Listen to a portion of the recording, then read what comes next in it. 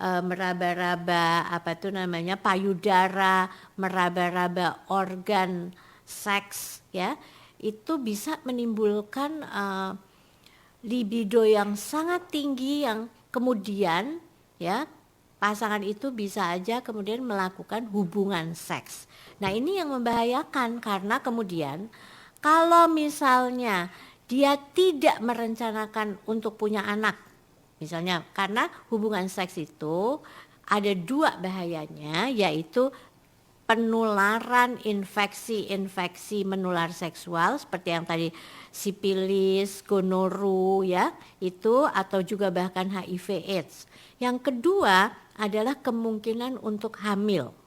Ya, jadi selalu harus dipikirkan apakah memang udah siap untuk punya anak, untuk menghamili.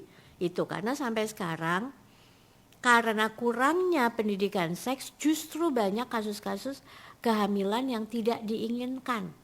Ya, kemudian yang laki-laki nggak tanggung jawab langsung meninggalkan ya, sehingga perempuan itu kemudian harus menanggung beban hamil, dikucilkan ya, dikeluarkan dari sekolah dan sebagainya. Sayangnya ya sampai sekarang yang kalau udah dikeluarkan, yang dikeluarin perempuan, laki-lakinya mah nggak di ini udah tidak terjamah lagi, dianya kabur aja enak. Perempuan itu kemudian kalau misalnya dia harus melanjutkan kehamilannya, punya anak tanpa diketahui siapa suaminya, ini betul-betul merupakan trauma dan dia perempuan itu kalau masih dalam usia young people ini bisa kehilangan masa depan. Dan perlu dipikirkan anak yang dilahirkan juga akan menderita secara psikologis.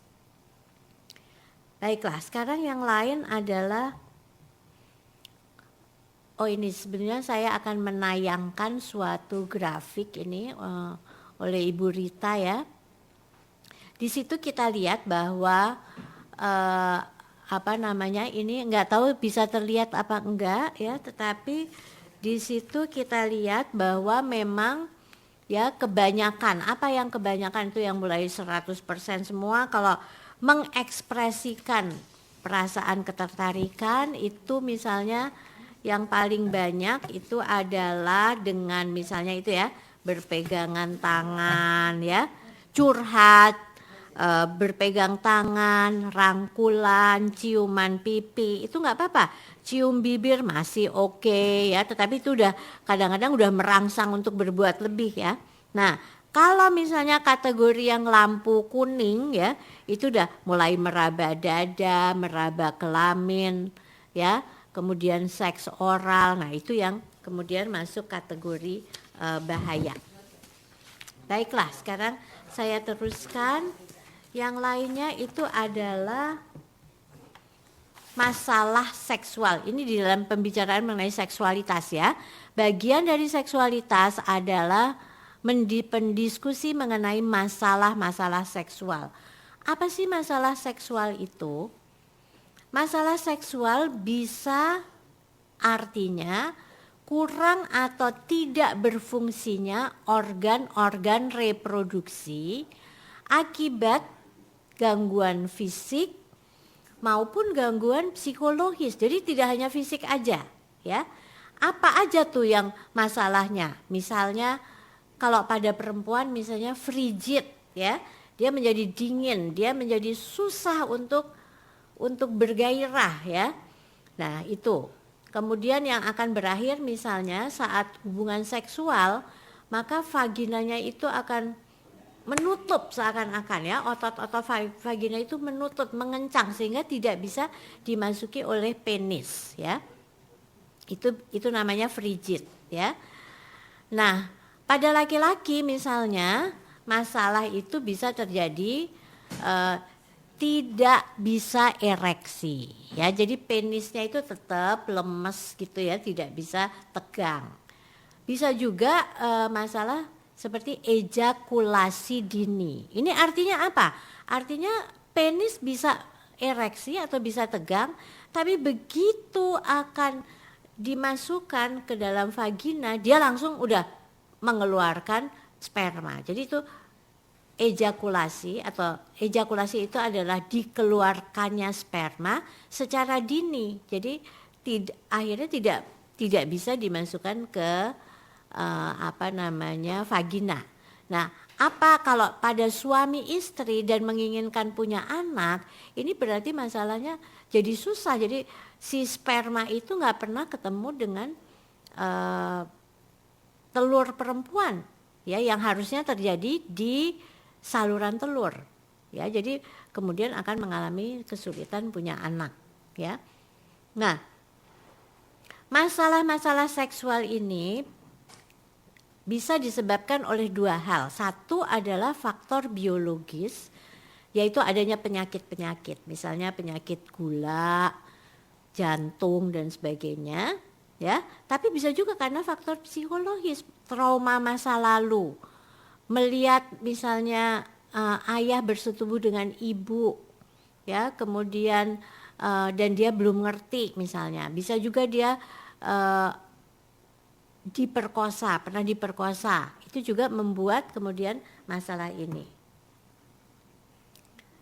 Oke, baiklah, apalagi yang akan diinikan, kita lihat sekarang di sini bahwa kalau kita melihat seperti ini, ya, maka kemudian apa yang terjadi di Indonesia ini ya, adalah bahwa bagian organ reproduksi tadi itu masih banyak dikuasai oleh orang lain, pada perempuan terutama, ya. Misalnya tidak boleh ini, tidak boleh itu, ya, nggak boleh aborsi. Misalnya kalau dia diperkosa dan mengalami kehamilan yang sebetulnya dia tidak inginkan, atau misalnya anak-anak perempuan yang usianya masih dini, masih 13, 14, dikawinkan oleh orang tuanya dengan laki-laki yang jauh lebih tua, setua usia ayahnya bahkan lebih misalnya.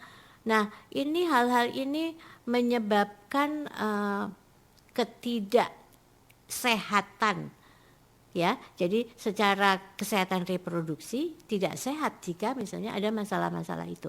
Kenapa di Indonesia organ-organ reproduksi terutama perempuan itu masih banyak sekali dikontrol oleh suaminya, oleh ayahnya, oleh masyarakat, bahkan oleh negara misalnya, ya. Nah, untuk itu maka memang saya kira perlu adanya pendidikan seks yang benar dan akurat, ya. Ini lain dengan pornografi. Pornografi memang merangsang dan mengajarkan orang untuk berhubungan seksual. Kalau ini enggak, ini masalah seksualitas itu masalahnya banyak dan sebenarnya lebih banyak isi pengetahuannya, ya.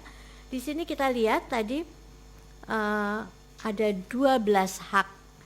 Ada hak reproduksi yang sudah diperjuangkan di konferensi kependudukan di Kairo pada tahun 1994. Yang penting misalnya ini ada 12, tapi saya tidak akan menyebutkan satu persatu. Yang paling penting hak reproduksi itu juga menyangkut hak untuk mendapat informasi dan pendidikan, untuk mendapat pelayanan tanpa diskriminasi, ya, untuk seorang itu menentukan berapa jumlah anak yang dia punya, ya, yang ingin dia miliki, tapi harus bertanggung jawab. Artinya kalau berapa jumlah anak yang diinginkan harusnya disertai dengan kemampuan untuk memang bisa mengayomi anak-anak itu, memberikan makanan yang sehat, memberikan pengetahuan sampai mereka siap menjadi orang dewasa, bebas dari penganiayaan, hak untuk hidup. Jadi negara juga harus melindungi kalau misalnya ada seorang anak perempuan diperkosa, harusnya ya dilindungi supaya penderitaan tidak berkelanjutan, ya, dengan misalnya pelayanan aborsi yang aman misalnya. Mendapat manfaat dan kemajuan ilmu pengetahuan kesehatan dan kedokteran sudah sangat maju, sementara kita tidak bisa menikmati hanya karena ini nggak boleh, itu nggak boleh, pendidikan seks nggak boleh, aborsi nggak boleh, apa-apa nggak boleh, ya. Belum lagi larangan nggak boleh ber-KB, tambah aja menderita ya. Hak bebas dari segala bentuk diskriminasi dalam berkeluarga dan dalam bereproduksi. Kita juga sudah Yayasan Kesehatan Perempuan sudah merintis adanya Undang-Undang Kesehatan yang baru tahun nomor 36 tahun 2009. Yang penting di situ adalah tentang ada bab tentang kesehatan remaja, ya, ditujukan mempersiapkan seseorang menjadi orang dewasa yang sehat, produktif dan secara ekonomi, ya. Ini nanti bisa Anda baca sendiri dari ini Anda. Sekarang apa Anda sebagai mahasiswa, ya, namanya juga mahasiswa, apa kontribusi yang bisa Anda berikan? Memperjuangkan hak remaja yang tadi dengan cara mempelajari informasi kesehatan reproduksi yang benar dan akurat, menjadi teman sebaya. Kalau kita sudah berpengetahuan, kita menyebarkan pengetahuan itu kepada teman-teman sebaya, melakukan survei-survei supaya mendukung kebutuhan remaja dan melakukan advokasi kepada pembuat kebijakan, ya, untuk bisa mengimplementasikan semua undang-undang. Semua undang-undang itu bagus ya, bagus di atas kertas ya, tapi kenyataannya itu tidak seperti itu. Nah, itulah kita butuh mahasiswa untuk mengadvokasi tentang kebutuhan peer-nya. Terima kasih, saya kira saya sudahi ceramah ini. Terima kasih kepada Ibu Ninu yang sudah membuka wawasan kita semua mengenai apa itu seksualitas, ya. Jadi seksualitas yang biasa diartikan sempit, ya, kita lihat dengan lebih luas lagi. Dan kami akan memberikan kesempatan pada para mahasiswa yang saya sudah tahu pasti akan banyak bertanya. Kesempatan ini kita akan bagi dua. Jadi akan saya berikan dulu pada 10 universitas, ya. Saya sebutkan dulu, nanti saya akan kembali satu persatu. Gunadarma, UI, dan kemudian UIN, BINUS, Universitas Andalas, USU, IPB, Unsri, IPB 2, Unmul, ya, itu adalah kelompok yang pertama. Kita akan buka 3 universitas pertama. Gunadarma, kami panggil. Mohon maaf tadi MCU-nya terputus. Kami lanjutkan. Kami panggilkan Universitas Gunadarma. Gunadarma, ada pertanyaan? Silakan.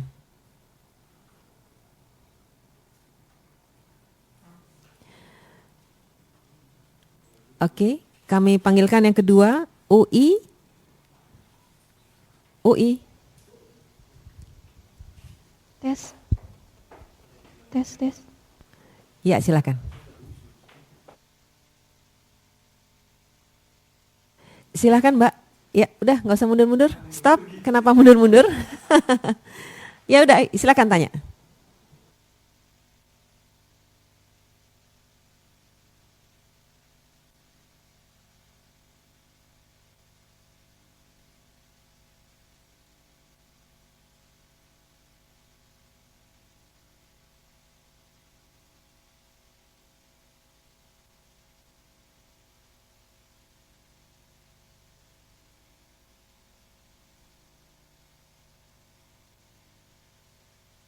Maaf, suaranya tidak terdengar. Mic-nya nggak jelas, halo? Ya, Ibu Silakan. kedengeran? Ya, silakan. Sekarang udah jelas, Bu. Ya, yang ingin saya tanyakan yang pertama adalah tadi masalah seksual karena doktrin sosial dan budaya. Contoh diperjelasnya seperti apa? Yang kedua adalah terkait orientasi seksual LGBT, khususnya di Indonesia adalah tantangan terbesar adalah values. Orientasi seksual ini belum dimengerti oleh seluruh masyarakat Indonesia terkait nilai. Bagaimana cara kita untuk memberitahu bahwa ternyata ada orientasi seksual, sedangkan nilai yang ada di masyarakat Indonesia belum sepenuhnya menerima orientasi seksual tersebut. Terima kasih. Ya, terima kasih. Selanjutnya kami panggilkan kembali Gunadarma. Sudah siap, Gunadarma? Oke, lanjut Uin. Uin Jakarta. Terima kasih. Bu, yang saya tanyakan adalah sekarang kan kehidupan lifestyle dan ini terutama pada seksual kan semakin berkembang. Yang saya mau tanyakan, bagaimana menurut Ibu dengan keputusan orang tua yang menikahkan anaknya secara dini dengan alasan bahwa menyelamatkan mereka dari kehidupan yang seksual yang tidak baik gitu. Tapi juga kita mengingat juga bahwa untuk menjalani kehidupan seksual butuh kematangan secara psikis maupun fisiologis itu. Bagaimana menurut Ibu dengan keputusan orang tua yang menikahkan anaknya secara dini? Terima kasih. Ya, terima kasih Uin. Selanjutnya karena 3, saya turun ke Binus. Silakan Binus. Ada pertanyaan? Sementara belum ada, Bu. Terima kasih. Universitas Andalas. Andalas.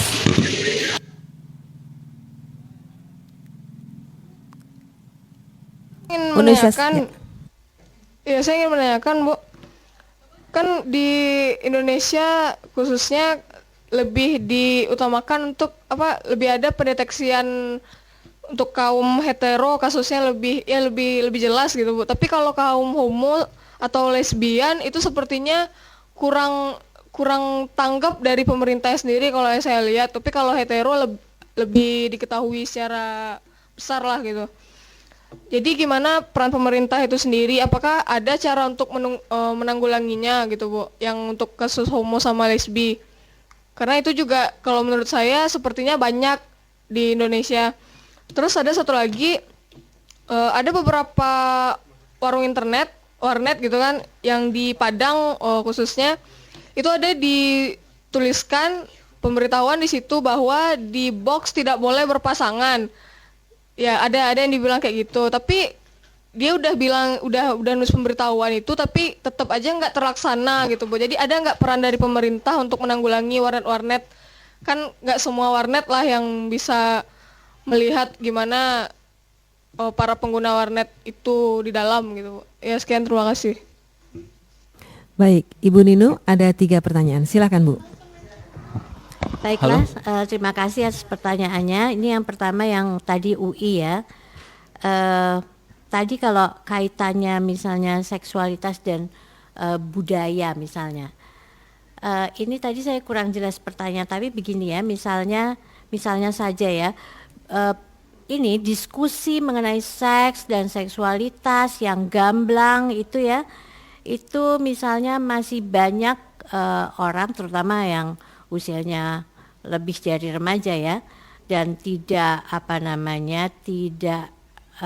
menguasai misalnya teknologi masa kini, mereka memandang itu sebagai threat ya, sebagai membahayakan anak-anak. Bicara soal seks, mereka takut, selalu kata-katanya adalah nanti mereka itu akan mendorong mereka untuk berbuat seks, padahal tidak seperti itu. Oke, yang mengenai LGBT belum dipahami. Ya, ini saya memang saya setuju bahwa konsep LGBT yaitu lesbian, gay, bisex dan transseksual itu memang wacana ini belum banyak diketahui oleh orang secara luas. Pun kalau misalnya seperti saya selalu mengupayakan undang-undang dan sebagainya, masih banyak sekali tantangan dari DPR, bahkan dari departemen yang terkait seperti departemen pendidikan, departemen kesehatan, mereka juga belum bisa memahami konsep ini, padahal itu ada realitasnya di masyarakat. Saya kira anak muda atau young people itu mempunyai you have power untuk misalnya menginformasikan tanpa harus berpihak ya, tanpa harus setuju nggak setuju, tetapi ini adalah sebuah realitas. Jadi seperti saya tadi ya kita bicarakan seperti itu ya, apa seks, apa seksualitas, itu aja dulu gitu. Karena mereka yang anti itu mereka sangat ketakutan bahwa kalau begitu nanti akan menjadi disaster, akan banyak kehamilan tak diinginkan dan sebagainya. Sedangkan kalau saya percaya bahwa itu justru untuk menghindari masalah-masalah itu. Itu.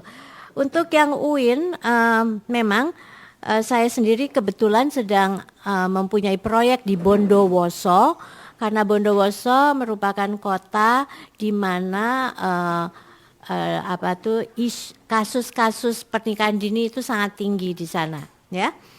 Jadi memang betul, dan saya baru saja datang dari Bondowoso, maka penyebab yang paling signifikan dan paling utama itu adalah kemiskinan, ya.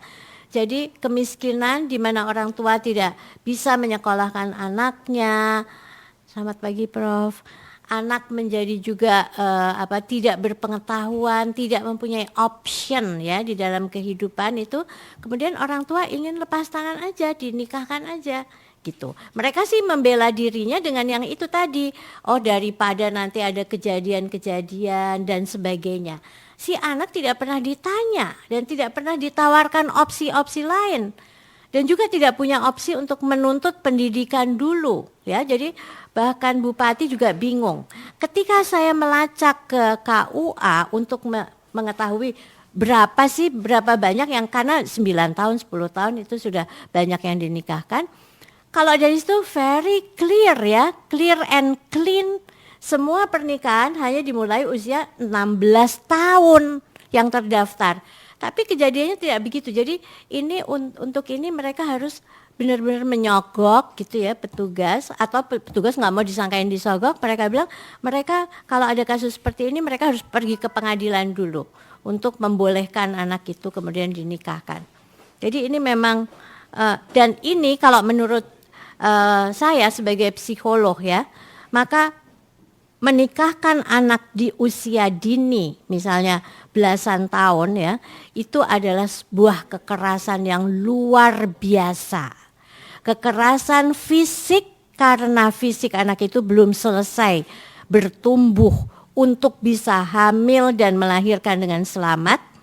Kekerasan psikologis, bayangkan aja kalau Anda pada umur 12-13 kemudian disetubuhi oleh orang yang lebih tua, kekerasan seksual. Ya, jadi ini adalah kekerasan yang sangat komplit yang menghancurkan masa depan perempuan. Ya. Nah, kemudian yang dari Andalas. Memang di mana-mana di dunia ini, di semua negara juga yang persentase yang paling besar adalah hetero, tetapi memang ada juga misalnya kaum yang berorientasi homo. Nah, apa peran pemerintah? Gini loh Dek ya, ini kalau yang pemerintah itu mestinya diajarin gitu loh. Jadi kalau menanyakan peran gitu agak susah buat saya. Kita yang harus mengadvokasi mereka, karena umumnya mereka itu justru yang nggak ngerti lamban, ngertinya maaf ya gitu ya. Jadi seperti tadi tuh di box tidak boleh berdua, itu karena untuk mencegah, sebetulnya untuk mencegah ini ya. Tetapi karena anak-anak itu yang dibutuhkan adalah pendidikan dan informasi seks secara yang terbuka, akurat, yang benar. Karena mereka ingin tahu dan tidak ada jalannya, maka kemudian mereka akan nyari-nyari di internet. Nanti pacaran di internet itu yang kebanyakan saya lihat itu adalah sampah-sampah. Itu bukan pendidikan seks yang seperti kita maksudkan. Tidak memberikan pengetahuan yang untuk memberikan, menjamin kesehatan, bagaimana menjaga kesehatan, bukan yang seperti itu. Adanya misalnya film-film porno gitu ya. Itu saya kira jawabannya. Jadi tadi untuk yang Andalas, mari adik-adik mahasiswa bangkit, bikin riset dan mengadvokasi pemerintah daerah. Terima kasih. Terima kasih Ibu Ninu. Selanjutnya akan kami panggilkan USU, Universitas Sumatera Utara. Silakan. Kemudian nanti IPB 1, Unsri, IPB 2 dan Unmul. Silakan. USU. Halo, kedengaran Mbak? Bu. Ya, betul. Silakan. Iya, nama saya Prina. Pertanyaannya cukup gampang. Tadi ada bercerita tuh soal hasrat ya, hasrat seksual itu gitu. Nah, yang menjadi pertanyaan saya, kapan ya kira-kira waktu yang tepat dan ideal untuk melakukan hal-hal seperti itu, misalnya seperti berciuman atau hal-hal lainnya yang berkaitan dengan hasrat seksual itu tadi. Itu saja, terima kasih. Selanjutnya IPB 1. IPB 1. Tidak ada, belum. Ya, lanjut ke Universitas Sriwijaya. Universitas Sriwijaya. Tes, Ya, silakan. ya, bagaimana? Saya dari Junda dari PB mau bertanya bagaimana cara menjaga kesehatan reproduksi wanita yang benar, dan yang kedua, apakah hormon estrogen berpengaruh besar bagi kesuburan, dan apabila terjadi ketidakseimbangan hormon, apakah bisa terjadi kehamilan? Terima kasih. Ya, tadi dari IPB 1 ya. Oke, terima kasih IPB 1. Selanjutnya Universitas Sriwijaya. Saya Isladani Waskito dari FKM Unsri. Yang ingin saya tanyakan, salah satu hak reproduksi itu kan mendapatkan informasi dan pendidikan seksual. Yang ingin saya tanyakan, Bu, secara psikologis, pada kelompok umur berapa, Bu, untuk memberikan informasi pendidikan perilaku seksual yang baik dan benar itu kepada kelompok remaja? Kan tadi dibilang kalau kelompok remaja ini rentang usianya 10 sampai 24 tahun, itu kan sangat panjang sekali. Itu pada kelompok umur berapa yang benar-benar efektif itu untuk memberikan pengaruh kepada remaja tersebut? Terima kasih. Terima kasih Unsri. Kita jawab dulu 3 pertanyaan ini ya. Silakan Bu. Baiklah, terima kasih ya pertanyaannya. Yang pertama tentang hasrat seksual ya. Kapan hasrat seksual itu ada? Yaitu tadi ya, setelah haid untuk anak perempuan, untuk anak laki-laki setelah mereka mengalami mimpi basah. Ukurannya kurang lebih seperti itu. Nah, kemudian tadi pertanyaannya apa ya, yang kesehatan itu, yang hasrat seksual? Oh ya, kapan kita bisa kemudian memenuhi hasrat itu ya, seperti berciuman dan sebagainya. Tadi saya katakan yang kita harus ingat sekali pada zaman ini adalah tentang mengekspresikan secara aman ya. Tadi udah kita tahu yang aman dan tidak membahayakan bagi kesehatan reproduksi kita yang apa aja. Jadi pegangan, ciuman juga termasuk. Ya itu boleh-boleh aja sih. Dulu saya juga umur 13 gitu udah ciuman di pipi gitu kan nggak apa-apa ya. Nah itu ya, jadi kapannya itu ya kalau misalnya kita betul-betul sudah jatuh cinta dan kelihatan orangnya baik dan bertanggung jawab, tetapi kita perlu tahu batasannya supaya tidak terjerumus pada ekspresi yang tidak aman yang menjadikan kita misalnya hamil padahal belum pengen, kemudian karena hamil tidak siap terus pengen aborsi. Nah itu yang akan merugikan kesehatan reproduksi kita. Yang dari IPB, bagaimana menjaga organ reproduksi perempuan ya. Satu, kita tahu kita tidak bisa memelihara yang di dalam karena tidak terlihat dan tidak terjangkau oleh anggota tubuh kita, tetapi yang di luar ya. Satu kita harus kalau habis buang air kecil, buang air besar itu harus membersihkannya dengan air bersih ya. Itu tidak bisa sembarangan. Kalau buang air kecil maka ceboknya itu ke arah depan. Kalau buang air besar ke arah belakang. Itu dulu satu ya. Kemudian bulu-bulu halus yang ada di sekitar ini ada baiknya juga tidak dibiarkan panjang gitu ya, sehingga kemudian tidak bisa dibersihkan secara tuntas ya. Jadi ya digunting ya supaya enggak setengah senti lah ya, jangan sampai panjang bulu-bulu itu. Ketiga itu perhatikan ya, kita harus membersihkannya itu dengan air bersih. Maka kemudian kalau kita ingin buang air di tempat-tempat yang umum dan kita harus sangat hati-hati dengan airnya ya. Karena kalau misalnya airnya itu ada di ember dan kita nggak jelas kebersihan ember itu yang kemudian membasuh dengan air yang tidak bersih, tidak jelas kebersihannya, bisa menyebabkan misalnya nanti jamuran, dan itu bisa naik, jamurnya itu bisa naik ke alat-alat organ yang di dalam. Ya, begitu juga harus ganti celana setidaknya sekurang-kurangnya 1 kali sehari. Celananya juga yang dari jenis katun, jangan yang nylon, karena itu tidak menyerap keringat, ya. Dan terutama pada